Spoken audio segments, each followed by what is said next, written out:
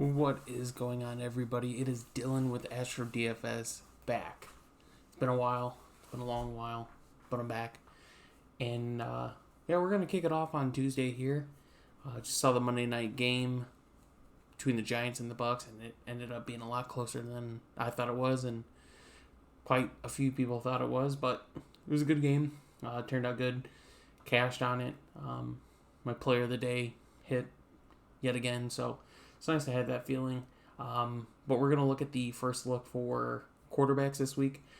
Each day of the week, I'll go over a different position, and then either Saturday or Sunday come out with a final look, final decision kind of breakdown on all the players, not just a individual position, and go over who I like for the week. So for quarterbacks this week, we have 5 quarterbacks over the 7,000 range. Josh Allen being the cheapest, and Patrick Mahomes being the most expensive at 8,100.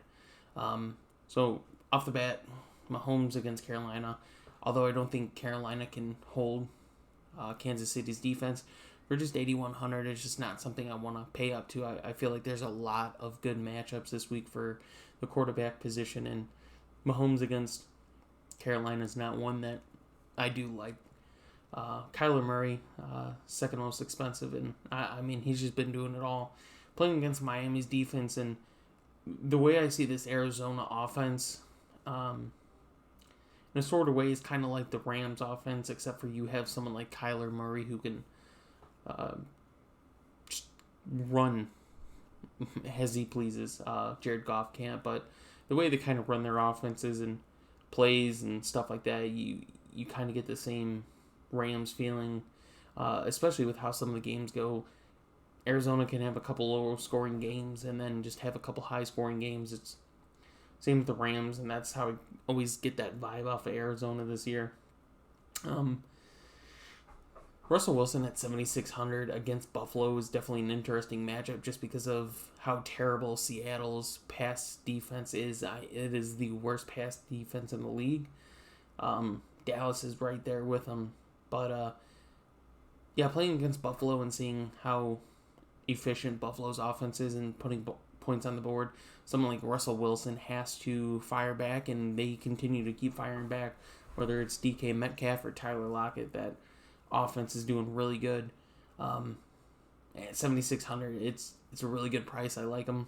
I don't know if I can get to him at that price due to some of the receiver matchups this week that I really like. But at 76, he's probably the highest I'd pay for a quarterback, and I'd be fine and comfortable paying 7,600 for Russell Wilson this week. Next under him is Deshaun Watson, who I think is in a great matchup this week against Jacksonville, who's going to be without Gardner Minshew, and Gardner Minshew has led that offense to put up points. It's weird because Jacksonville looked like one of the worst teams coming into the season this year, and they're not, which is surprising. They're not a good football team at all, but that offense could score on teams. We've seen it all season. But now that Minshew's gone and Mike Glennon's in, and he's not a good quarterback at all. So I don't know if Houston's going to be the same team that they usually are, of having to, kind of like Seattle, kind of like how Dallas was when Dak was in, have to fight back and just keep pacing with the other offense, because Jacksonville, I don't know if they'll be able to put points on with Glennon. Robinson, is probably a player you love to see this week just because he's going to get a lot of usage of having someone like Glennon in the game. Same thing for Thompson, yes. Jacksonville's second running back. You like to see them against a backup quarterback playing in a game where they probably are going to have to score some points. So definitely like the running backs for Jacksonville, not really anything else.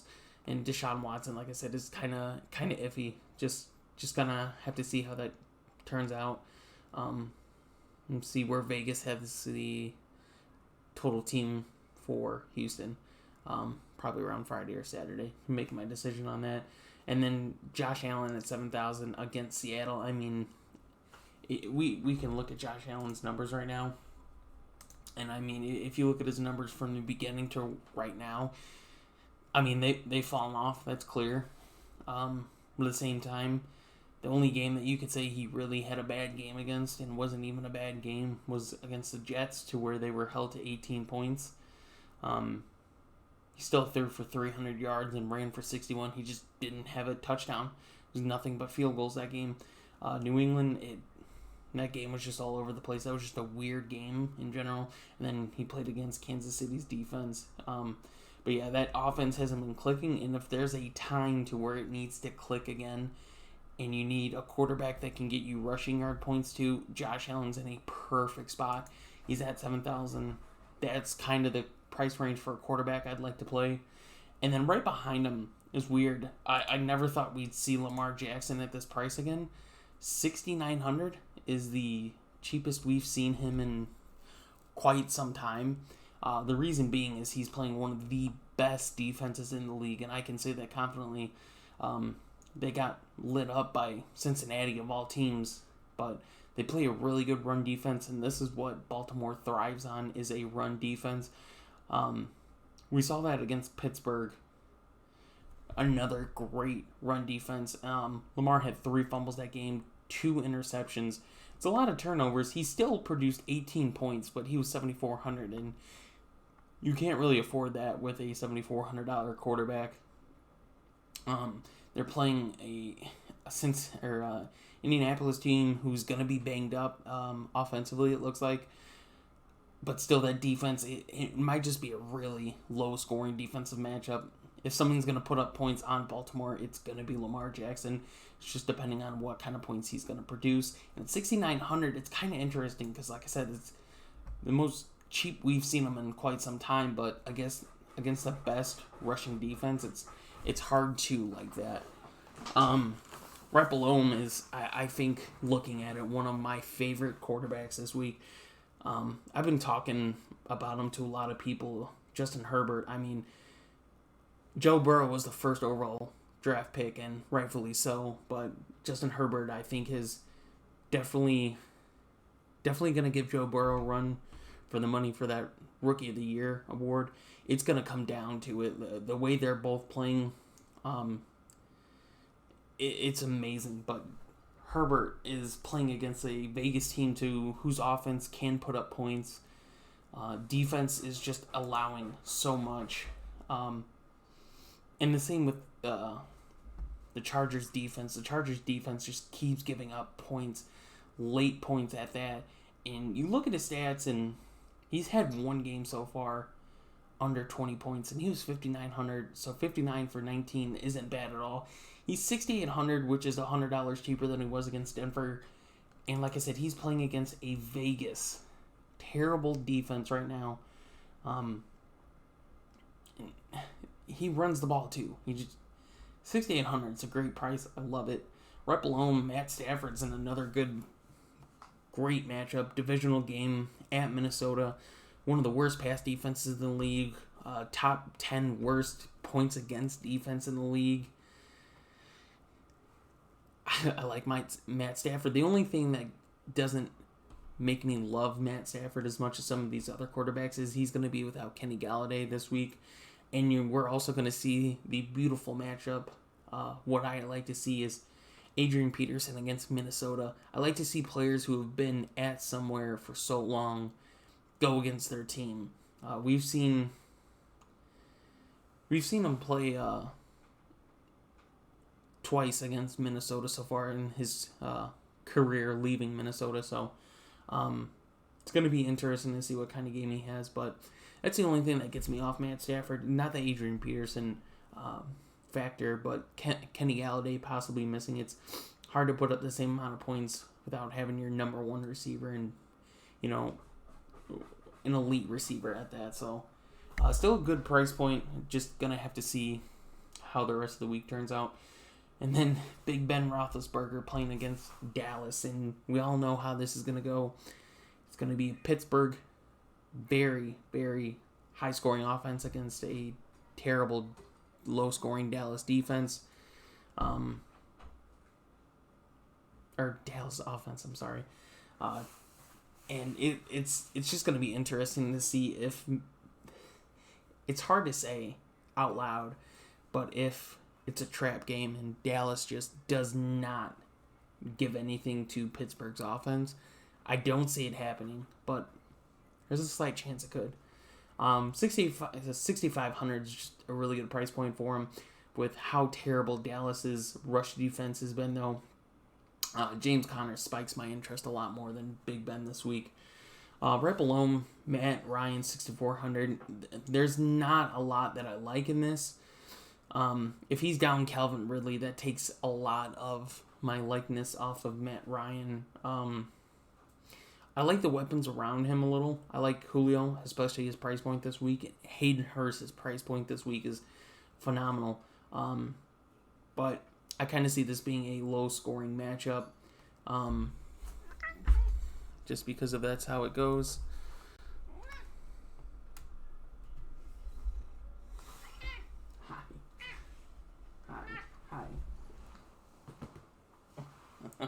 Of how that goes. And then right below him, Ryan Tannehill against the Bears. It's another game that I just see being a low-scoring game. Kirk Cousins against Detroit. I'm not high on it. You can't ever be high on Kirk Cousins. He's like a Carson Wentz. It's hard to like him.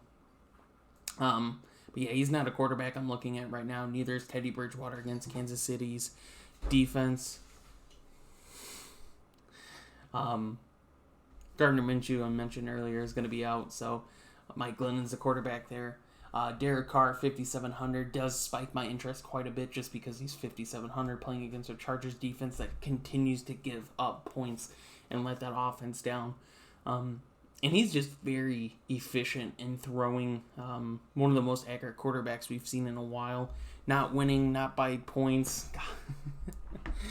not by anything like that, but very accurate. So yeah, he's definitely a player I like. Philip Rivers against Baltimore, I have, especially with T.Y. Hilton being possibly out, Jonathan Taylor possibly being out. I don't like Philip Rivers that much in this matchup. Tua, it's going to be interesting. I might play some Tua this week. I love Tua as a player, as a fantasy player. I don't know how I feel yet. He's 5,500 playing against a Arizona defense that gives up a lot of pass. And maybe this is the first time we see Miami just let him throw the ball. So I think that's going to be interesting. I don't think I'm going to play him in much of any cash.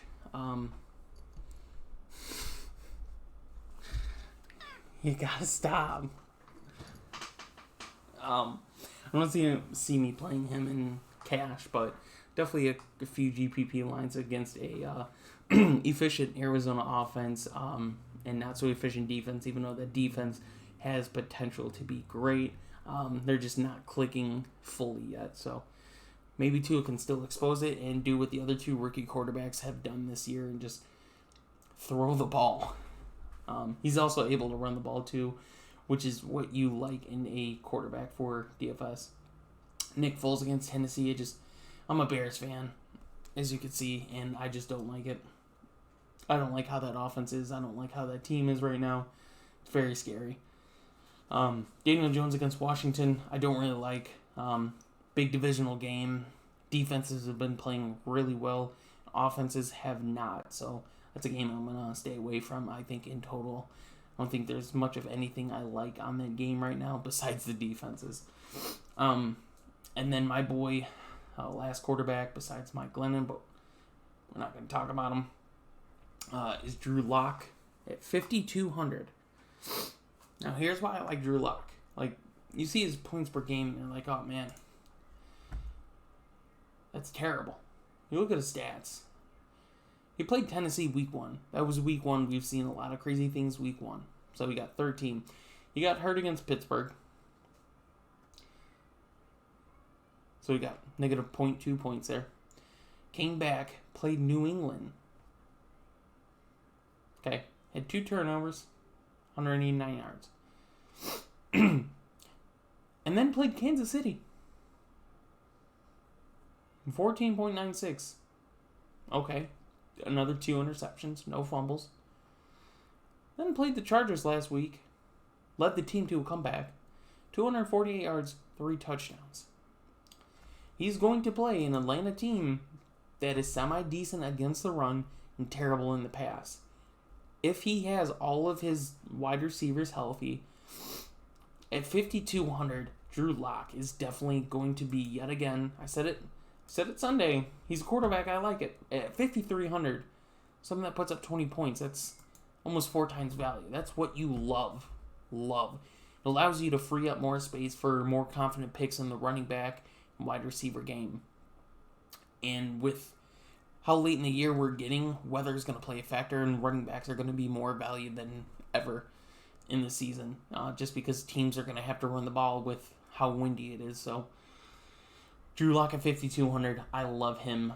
So basically, for the first look, I'll give out a few quarterbacks that just have my attention. Definitely Russell Wilson, Deshaun Watson, Josh Allen, Justin Herbert, Matt Stafford, Derek Carr, and Drew Lock. Those are my guys that just have my attention right now at the quarterback position.